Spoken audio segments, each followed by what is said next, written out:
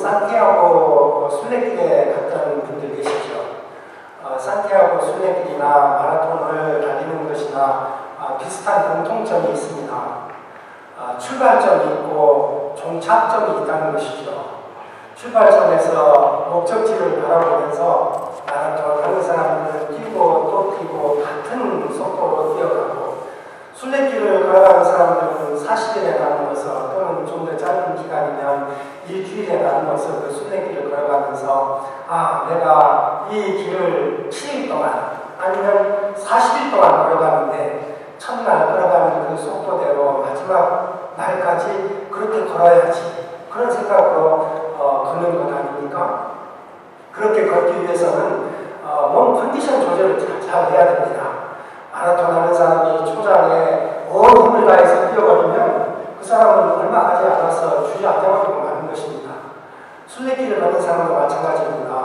첫날 걸어야 할 그 분량을 걸어가면서 힘이 좀 남는데 좀 더 일찍 걸어가면은 빨리 걸어가면 더 많이 걸으면 그러면 더 기간을 단축할 수 있지 않을까 하고서 무리를 하면 이 사람은 곧 포기하고, 힘이 지쳐서 포기하고 말게 될 것입니다. 이 순례길을 걷는 동안에 몸이 아프면 몸 관리를 잘 해야 되고, 걷고 또 걷고 그러다 보니 물집도 생기지 않습니까? 그러면 물집이 생기면 걷지 못하게 되니까 물집이 생기기 전에 생기려고 하는 그때에 자기 몸을 잘 관리하면서 물집이 나지 않도록 반창고도 가르고 다리도 주물러주고 이렇게 하면서 자기 몸을 보살피면서 걸어가는 것입니다. 또 갈림길에 이렇게 다다랐을 때는 오른쪽으로 가야 되나 왼쪽으로 가야 되나 이 길을 바라보면서 표시판이 인도하는 대로 표시판이 왼쪽으로 가라고 하네, 그러면 왼쪽으로 가야 되고, 만약에 그 표시판을 무시하고 오른쪽으로 간다면 이 사람은 순례길을 다 걸어가지 못할 것입니다. 인생길도 마찬가지 아니겠습니까? 우리는 하나님께서 우리를 이 땅에 보내주셨습니다. 시작이 있다는 말이죠. 그리고 우리에게는 종착점이 있습니다. 우리가 목표하는 그 지점을 보면서 우리는 하루하루 살아가는 것 아닙니까? 우리는 인생의 순례길을 걸어가면서 처음 스피드로, 그리고 처음 스피드가 마지막 스피드와 똑같게 그렇게 일관되고 포기하지 않고 인내를 가지고서 성실하게 열심히 인생의 순례길을 걸어가면, 그리고서 갈림길이 있을 때 하나님, 제가 어느 길을 걸어가야 될까요? 교회도 마찬가지입니다. 교회 공동체가 함께 길을 걸어가면서 무엇인가 의견이 나뉘었을 때 아버지여, 우리 공동체가 왼쪽으로 가야 되겠습니까? 오른쪽으로 가야 되겠습니까? 하고 물어보면서 하나님의 인도하심에 따라서 공동체가 걸어가야 될 하나님이 인도하시는 그 길을 따라 걷는다면 마지막 목적지에 다다라서 우리 아버지 지금까지 나를 인도하셨네 하고서 우리의 목적이 되시는 우리 하나님 아버지와 함께하는 그런 즐거움을 누리고 하나님 우리에게 주시는 상을 받을 수 있을 것입니다. 인생을 살면서 이런 목적이 분명하고 그 목적을 달성하기 위해서 잘 계획을 세우고 조직적으로 계획을 세우고 그 일을 위해서 매진하는 사람들은 포기하지 않고 인내를 가지고 꾸준히 일하는 사람을 우리는 경륜이 있다라고 말합니다. 여러분, 경륜이라는 단어 자주 들어보셨나요?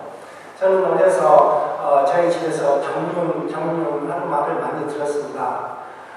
경륜이 있어야지, 사람이 경륜이 있어야지, 그렇게 경륜이 없어가지고 어떻게 세상을 살아가겠나 하는 말을 자주 주위에서 듣곤 했었는데, 오늘 에베소서 3장을 보면서 경륜이라는 단어가 두 번이나 나오는 것을 이렇게 보면서 그때 봤던 그 경륜이 여기에도 나타나네, 이렇게 생각을 했습니다. 에베소서 3장에는 우리 인생이 우리 스스로에게 경륜이 있어야 된다고 말하는 것처럼 하나님께도 경륜이 있다는 것을 말씀하십니다. 에베소서 3장 9절 이렇게 말합니다. 영원부터 만물을 창조하신 하나님 속에 감추어졌던 비밀의 경륜이 하면서 하나님의 마음속에는 비밀스러운 경륜이 있었다라고 말을 하고 있습니다. 이 비밀스러운 경륜은, 이 경륜은 우리 한글 국어 사전적 이 정의를 따르면은 큰 포부를 가지고 조직적으로 계획을 세워서 이 계획을 추진해 나가는 것, 또는 천하를 다스리는 것, 이것을 경륜이라고 했는데, 이 하나님의 경륜을 말하는 이 부분을 보면 국어 사전적인 그런 뜻이 여기에 포함되어 있는 것을 알 수 있습니다. 국어 사전적으로 하나님께서는 비밀스러운 경륜이 있으셨는데, 그 경륜에는 하나님의 목적이 들어있는 것입니다. 사람이 경륜이 있다면 인생의 목적을 가지고 있지 않겠습니까? 꿈이 있다는 말입니다. 하나님도 꿈이 있으시고 목적이 있으십니다. 천하를 만드신 분이, 하늘과 땅을 만드신 분이 아무 목적 없이 만드셨겠습니까? 이 세상에 달과 별을 만드시고 사람을 만드시고 여러 동물들과 식물들을 만들어서 이 세상을 운행하시는 분이 목적 없이 그렇게 하시기는 없지 않습니까? 그래서 하나님의 경륜에 대해서 이야기하면서 하나님은 경륜이 있으시고 그 비밀스러운 그 경륜의 그 목적은 이렇다라고 말하십니다. 10절, 이는 이제 교회로 말미암아 하늘에 있는 통치자들과 권세들에게 하나님의 각종 지혜를 알게 하려 하시니 하면서 하늘에 있는 통치자들, 권세들, 그리고 에베소서 뒤에 5장 6장에 보면 하늘에 있는 악의 영들까지 포함해서 하나님께서는 우주 통치의 목적을 가지고 계시다는 것입니다. 우주 통치의 목적을 하나님 가지고 계시고 이 목적을 달성하기 위해서 하나님께서는 조직적으로 계획하시고 이를 추진하고 계십니다. 그래서 하나님께서 우주 통치의 목적을 어떻게 달성하시느냐 하면 바로 9절에 10절에 나와 있지 않습니까? 이는 이제 교회로 말미암아 라고 했습니다. 하나님이 우주 통치를 하시는 그 목적은 교회를 통해서 하시는 것입니다. 하나님은 이 땅에 교회를 세우시고 그리고 이 교회에 있는 성도들을 통해서 하나님께서는 우주에 있는 모든 영들에게 말씀하시기를, 보라, 로마 한교회 성도들을 보라, 저들이 내 아들이 아니라 내 딸이 아니냐, 너희는 저렇게 의롭고 순전하고 나를 그렇게 믿고 따르고 이 어려운 환난 가운데에서도 나를 부인하지 아니하고 나를 믿고 신뢰하고 안식하는 자를 본 적이 있느냐? 마치 욥이 시험대에 섰던 것처럼 하나님은 우리를 시험대에 세우셔서 우리를 통해서 하늘에 있는 악한 영들에게까지도 하나님께서는 하나님의 여러 가지 지혜를 선포하시고 하나님이 우주를 통치하고자 하신다는 것입니다. 하나님께서는 교회를 이렇게 사랑하시고 교회를 가지고서 우주적인 목적을 가지고 계시는데 어떻게 해서 하나님께서는 이 교회를 통해서 우주 통치라는 하나님의 경륜을 달성할 수가 있습니까? 하나님의 경륜에는 교회를 이렇게 만드시겠다고 말씀하셨습니다. 6절 다 같이 한번 읽어볼까요? 시작. 이는 우리가 그의 복음으로 말미암아 그리스도 예수 안에서 함께 상속자가 되고 함께 지체가 되고 함께 약속의 자가 됩니다. 하고서 교회를 이렇게 만드시는 것이 하나님의 경륜 속에 포함되어 있다고 말씀하시는 것입니다. 이것이 옛날에는 비밀이었습니다. 알지 못했습니다. 구약에 있는 선지자들, 하나님께서 신약시대의 교회를 통해서 이렇게 교회가 유대인들과 마찬가지로 함께 상속자가 되고 함께 지체가 되고 함께 약속에 참여하게 되는 자가 된다는 이 우리의 정체성의 변화가 있을 것을, 우리의 존재의 변화가 있을 것을 구약의 선지자들은 알지 못했다는 것입니다.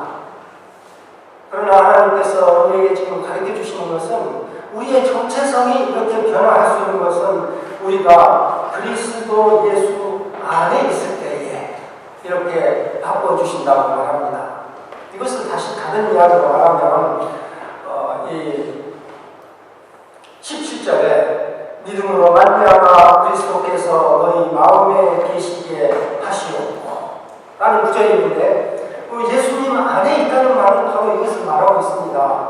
우리가 주님을 향하여 주여 내게는 선한 것이 없사오니 주여 내게는 능력이 없사오니 주여 세상에서 가장 작은 자는 그보다 더 작은 자가 저와 같사오니 주여 내 능력으로 주의 뜻 이룰 수 없사오니 주여 내 안에 들어오셔서 내 마음에 계시소서. 주께서 성령 내 안에 주셔서 성령으로 내 속사람을 강하게 하소서. 이렇게 하는 사람이 예수 그리스도 안에 있는 사람인 것입니다. 이렇게 하는 사람들은 하나님께서 약속하시기를 그래 너희들은 함께 상속자가 되고 함께 지체가 되고 함께 약속에 참여하는 자가 될 것이다 라고 말씀하십니다. 그러니까 우리의 정체성이 이렇게 변한다면 그러면 우리들은 이 세상 살아가면서 교회로서 여기 함께라는 말이 3번이나 반복되지 않습니까? 함께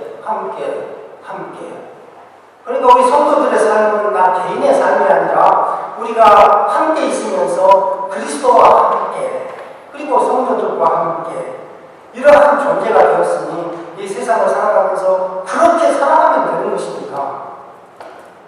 우리의 새로운 정체성대로 우리의 새로운 신분대로 에베소서에서 말하기를 우리로 한 새 사람을 지었다고 말하지 않았습니까? 그러니까 우리는 예수 그리스도를 마음속에 모신 사람들은 하나님을 알지 못하는 이 거리에 다니는 사람과는 달리 새로운 인종이 되었다는 것입니다. 당연한 것이 주님이 내 안에 계시니까 성령께서 내 안에 계시니까 하나님께서 내게 하나님의 생명, 영생을 주셨습니다. 내가 하나님을 알지 못하는 사람들과 다르다는 것은 너무 당연한 일 아닙니까? 우리는 그렇게 다른 존재가 되었으니 다른 존재로서 살아가면 되는 것입니다. 함께 상속자가 되었다고 했으니 상속자라는 말이 무엇을 가리킵니까? 우리는 하나님의 아들, 하나님의 딸이 되었다는 말입니다. 예수께서 하나님께 기도하면서 아버지요 라고 기도하셨는데 우리가 그분과 함께 상속자가 되었다면 예수께서 하늘 아버지를 향하여 아버지요 하셨던 것처럼 나도 하나님을 향하여 아버지요 라고 부를 수가 있고 우리 교회 성도들이 손을 잡고 함께 하나님께 나가서 아버지요 그렇게 부를 수 있다는 말입니다. 그렇게 살아가면 하나님께서 하나님께의 성도들을 보라. 저를 내 아들로 삼았더니 내 딸로 삼았더니 저가 정말 내 아들처럼 내 딸처럼 살아가지 아니하느냐? 환난 중에서도 두려워하지 아니하는 로마니교의 성도들을 보라 하면서 하늘에 있는 아부 영들에게 우리를 들어서 자랑하시고 우리를 통해서 하나님께서는 하나님의 지혜를 선포하시고 우주 통치를 이루신다는 그런 말씀입니다. 함께 지체가 된다고 했습니다. 그러니까 우리는 이 땅에 살면서 함께 지체로서 살아가면 되는 것입니다. 여러분, 오른손과 왼손이 싸우는 사람 봤습니까? 몸에 2개의 머리가 있어서 두 머리가 서로 싸우는 사람 봤습니까? 네. 그건 정상적인 사람이 아닙니다. 네. 그런 일은 있을 수가 없어야 합니다. 여러분, 그런데요, 교회는 서로 싸우는 교회가 있다면 이거는 지체가 서로 싸우는 것이니까 하나님이 이런 교회를 통해서는 우주 통치의 목적을 달성하실 수가 없는 것입니다. 하나님의 경륜을 이룰 수가 없다는 그런 말씀입니다. 저는 어제 이런 병에 대한 기사를 읽었습니다. 자가 면역 질환. 이런 말 들어보셨어요? 자가 면역 질환. 우리 몸에는 면역 체계가 있습니다. 그래서 감기 바이러스가 들어오면 내 안에 있는 면역 체계가 비상등을 켜는 것입니다. 띠용 하고 비상등을 켜면서 적이 나타났다. 이물질이 들어왔다. 우리 몸 세포와 맞지 않는 바이러스가 들어왔다 하고서 이 비상군이 투입돼서 그 바이러스를 격퇴시키는 것입니다. 그래서 우리가 그 바이러스를 이기고 감기도 이겨내고 질병도 이겨내고 여러 가지 질병에서 우리를 보호하는 면역체계가 우리에게 있는 것입니다. 그런데요, 이 면역체계가 고장이 나면 어떻게 됩니까? 면역체계가 고장이 나면 PR이 분출하지 못하게 되는 것입니다. 그래서 내 안에 있는 세포를, 내 몸의 세포를 보면서 그 면역체계에서 판단하기를 저는 내 몸의 세포가 아니다. 저를 공격해야 된다. 하고 공격을 하는 것입니다. 그래서 갑상선을 공격하면 갑상선염이 생기고 정상적인 관절을 공격하면 류마티스 관절염이 생기고 정상적인 장을 공격하면 장염이 생기고 여러 가지 염증이 자가 면역 질환에서 비롯되는 것입니다. 이것이 심하면요, 저는 이런 사람도 봤습니다. 멀쩡하게 밥을 잘 먹다가 잠염이 생겨서 아무리 해도 낫지 않으니까 병원에 가서 장을 잘라냈습니다. 자가 면역 질환이니까요. 외부에서 바이러스가 침투한 것도 아닌데 자기 몸이 PR을 구분하지 못하고 공격하니까 그렇게 되는 것입니다. 그래서 바울은 그런 교회에 대해서 말하면서 너희가 서로 물고 싸우면 피참 멸망하니까 주의하라. 갈라디아서 5장 15절부터 뒷부분까지 전부 그런 말씀이 들어있는 것입니다. 그러나 우리는 하나님께서 반드시 함께 지체가 되고라고 했으니 우리가 함께 지체가 되었으니 우리가 서로 돌아보면서 그래 너는 이 얼굴이 가볍지 긁어주기도 하고 말이죠. 서로 붙들어주면서 서로 감싸 안으면서 서로 사랑하면서 그렇게 인생의 순례길을 걷는 그 모습을 하나님을 자랑스러워하면서 보라 로마 교회 성도들 내가 저로 함께 지체가 되게 하였더니 그리스도가 머리가 되시고 그리고 그들을 그리스도의 몸으로 삼았더니 저가 진정 한 몸처럼 살아가지 아니하느냐 진정 한 몸이라 그렇게 하시면서 우주 통치를 이루어 가시는 것입니다. 함께 약속에 참여하는 자가 된다고 했습니다. 여기서 말하는 약속은 구약에 있는 약속을 가리키는 것입니다. 에베소서를 쓸 때 신약이라는 성경 자체가 신약으로 이렇게 확정되지 않았습니다. 그러니까 편지를 쓰면서 약속하면은 그것은 구약의 약속을 가리키는 것입니다. 그래서 약속에 참여하는 자가 되리라라는 이 구절을 보면서 우리가 생각할 것은 무슨 약속? 하면서 구약은 창세기부터 주 약속의 책이고 약속 실현에 대한 책이니 그러니 내가 약속의 책이고 약속 실현의 책인 이 책을 사랑하면서 이 책에 나오는 이 약속이 무엇인지 창세기가 교회에 대해서 무엇을 말하는지 출애굽기가 교회에 대해서 무엇을 말하는지 레위기가 우리의 삶에 대해서 무엇을 말하는지 내가 배워보리라 이렇게 생각하면서 약속을 귀히 여기면서 주여 말씀이 이 약속이 이 말씀 가운데 있사오니 이 약속 우리에게 실현시켜 주소서 로마 교회에 이 축복이 임하게 하소서 라고 하나님께 간구하고 부르짖고 이것을 주장하는 자를 하나님은 기뻐하시고 보라 로마 교회 성도들 말씀을 저렇게 사랑하고 내 약속을 저렇게 부여잡고 이 세상을 살아가지 아니하냐 저는 진정 내 아들이라 내 딸이라 그렇게 말씀하시면서 하나님께서는 우주 통치의 경륜을 이루어 가신다는 것입니다. 그래서 이 꿈을 이루시기 위해서 이 포부를 이루시기 위해서 하나님께서는 조직적으로 교회를 세우시고 이 교회를 통해서 하나님께서는 역사하시고 그러기 위해서 하나님께서는 일꾼을 부르시는 것입니다. 에베소서를 쓴 바울은 일꾼이었습니다. 3장 1절에 이렇게 나와 있지 않습니까? 이러므로 그리스도 예수의 일로 너희 이방인을 위하여 갇힌 자된 나 바울이 말하거니와 너희를 위하여 내게 주신 하나님의 그 은혜의 경륜을 너희가 들었을 터이다 하면서 하나님께서는 경륜을 가지고 계셨는데 우주 통치의 경륜 교회를 통한 우주 통치의 경륜을 가지고 계셨는데 그 은혜의 경륜을 바울에게 맡겼다는 것입니다. 내게 주신 했습니까? 바울에게 나의 경륜에 동참하라 하고 하나님께서는 부르셨던 것입니다. 그래서 그가 그를 불렀더니 그는 6절에 보면 이 복음을 위하여 그의 능력이 역사하시는 대로 내게 주신 하나님의 은혜의 선물을 따라 내가 일꾼이 되었노라 라고 했습니다.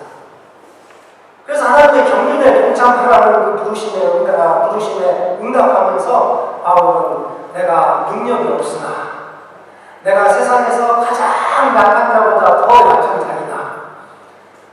나는 할 수 없으나 그러나 하나님의 능력이 역사하니까 그 능력을 따라서 내게 은혜 베푸시는 그 선물을 주여 감사합니다. 내가 이 부르심을 내가 받아서 내가 일꾼이 되겠나이다 라고 했기 때문에 내가 일꾼이 되었노라라고 말을 하고 있는 것입니다.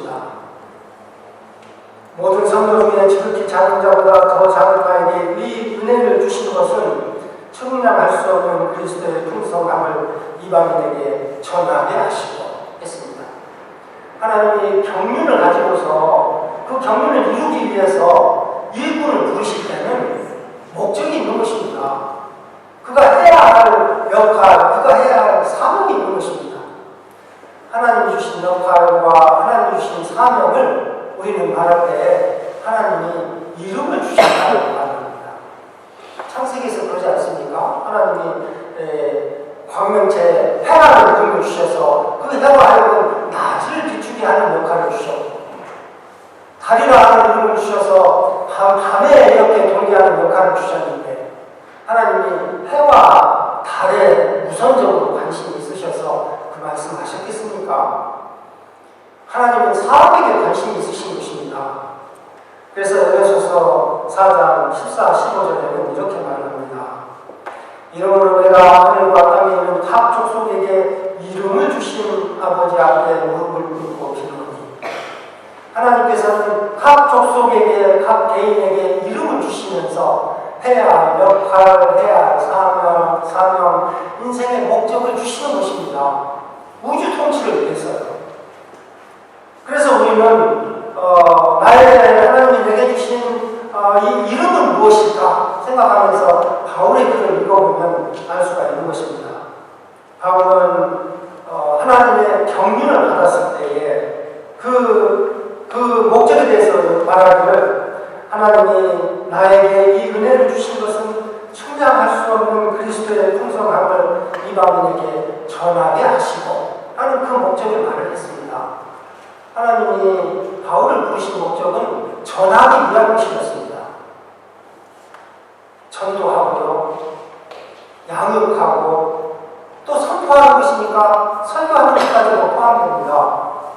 그러니까 하나님께서 하나님의 경륜을 이루기 위해서 이 땅에 하나님의 아들과 하나님의 딸들에게 부르시면서 요구하시는 것은, 구하시는 것은 너도 이렇게 전하라고 말씀하시는 것입니다.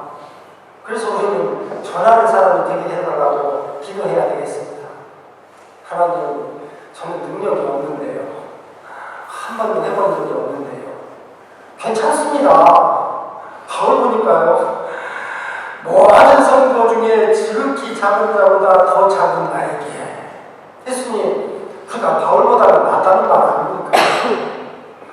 어쩌면 바울보다 낫다는 것이 더 약점일 수도 있습니다. 우리는 우리의 연약함을 알아야 되지 않겠습니까? 우리의 연약함을 알고서 주여 내 능력으로 할 수 없사오니 내 안에 계신 주님께서 나를 대신 내 육체를 통하여 대신 행하소서. 내 몸을 통하여 성령께서 성령의 열매를 맺어주소서. 내게 온유한 성품을 빚어주셔서 이 성품 통하여 주여 주의 나라 이 땅에 임하게 하소서. 땅을 차지하게 하소서. 우리의 행동뿐만 아니라 우리의 성품의 변화를 통해서도 우리 하나님께서는 역사하시는 것입니다. 그래서 그리스도의 풍성한 사랑을 전할 수 있게 하시는 것입니다. 우리가 베푸는 작은 사랑과 관심, 위로를 통해서 나는 전혀 그리스도라는 말을 하지 않았을 수도 있는데 세상 사람들은 내가 그리스도인 것을 알고서 저가 저렇게 하는 것을 저가 그리스도를 닮았기 때문이라, 하나님을 닮았기 때문이라 하고서 그리스도와 하나님에 대해서 알고 싶어하는 마음을 하나님께서는 그 마음에 심어주시고 우주 통치를 하시는 것입니다. 하나님께서는 또 이런 목적이 있으셨습니다. 9절 영원부터 만물을 창조하신 하나님 속에 감추어졌던 비밀의 경륜이 어떠한 것을 드러내게 하려 하시냐. 하나님께서 바울을 통해서 하시고자 했던 것은 드러내는 것입니다. 비밀이었는데 이것이 감춰졌기 때문에 사람들이 알지 못했는데 하나님이 바울을 통해서 이루시고자 하는 것은 그것을 드러내는 것입니다. 드러낸다는 말은 빛을 비추는 것을 말합니다. 무대가 어두워서 깜깜해서 보이지 않았는데 거기에 집중 조명을 펼쳐주면 그 무대에 있는 그곳이 환하게 밝혀지듯이 하나님이 우리에게 말씀하시는 것은 너도 그렇게 빛을 비추어 드러나게 하라. 이걸 말씀하시는 것입니다. 교회의 인자들은 함께 상속자가 되고 함께 지체가 되고 함께 약속에 참여하는 자가 되었다는 것을 비추라 하는 그 말씀인 것입니다. 바울이 이 일을 하는 동안요, 복음을 전하고 이 새로운 생명체를 내는 동안에는 어려운 일이 많이 있었습니다.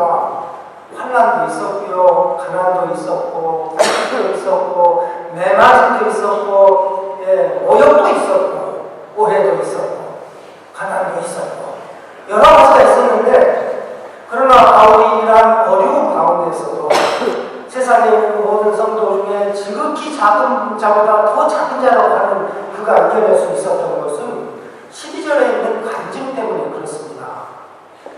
우리가 그 안에서 그를 믿음으로 말미암아 담대함과 확신을 가지고 하나님께 나아감을 얻는 줄알고 있습니다. 바울이 그 모든 어려운 일을 이길 수 있었던 것은 담대함이 있었기 때문에 그렇습니다. 담대함이요. 바울은 원래 담대한 사람이 아니었는데 성령께서 그 안에 계시니까 성령으로 말미암아 너희 속사람을 능력으로 강건하게 하시오며 라는 그 기도처럼 하나님께서는 성령을 통해서 바울을 강건하게 해주셨습니다. 그래서 그는 담대한 사람이 될 수 있었던 것입니다. 그는 또 예수 그리스도 안에서 확신을 가지고 하나님께 나아감을 얻었다고 했습니다. 하나님께 나아가는 목적은 하나님과 교통하기 위해서입니다. 하나님과 대화를 나누기 위한 것입니다. 하나님께 나아가서 혼자 놀러 가는 사람은 없지 않겠습니까?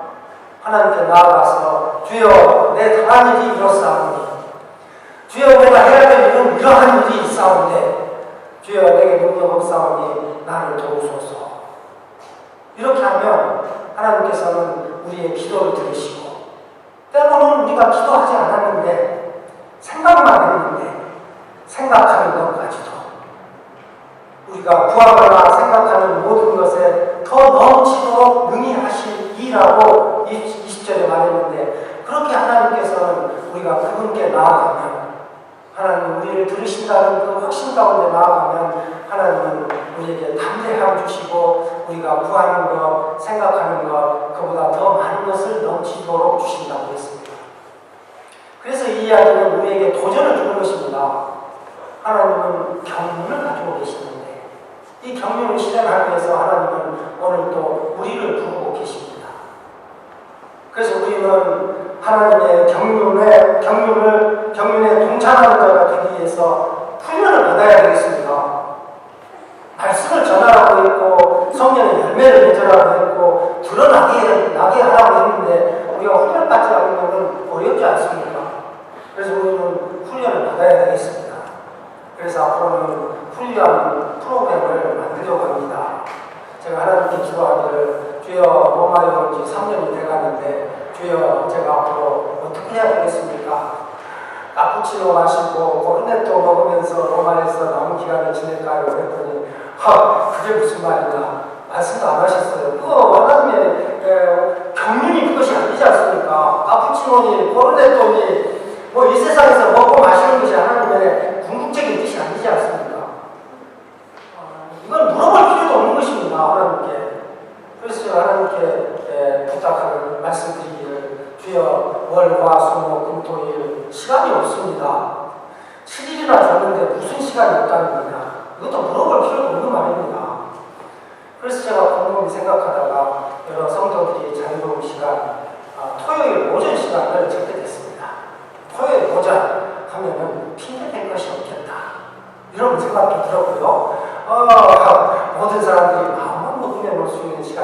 토요일 오전이겠구나 생각을 하면서 앞으로는 토요일 오전을 이런 시간으로 삼으려고 합니다.